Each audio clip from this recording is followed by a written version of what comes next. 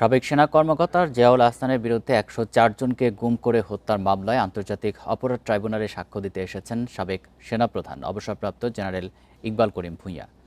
রাষ্ট্রপক্ষের সাক্ষী হিসাবে ট্রাইব্যুনাল ১-এ তার জবানবন্দি গ্রহণ করা হবে। এরই মধ্যে তদন্ত কর্মকর্তার কাছে জবানবন্দিতে তিনি বলেছেন, র্যাবের অতিরিক্ত মহাপরিচালকের দায়িত্ব পেয়ে অতিরিক্ত উচ্ছৃঙ্খল হয়ে ওঠেন জিয়াউল, বাড়িয়ে দেন বিচার বহির্ভূত হত্যাকাণ্ড।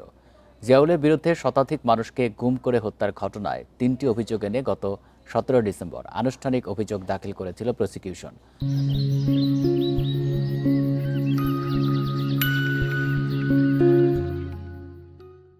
চলতি বছর ১৪ জানুয়ারি আনুষ্ঠানিক অভিযোগ গঠন করে বিচার শুরুর নির্দেশ দেয় ট্রাইব্যুনাল।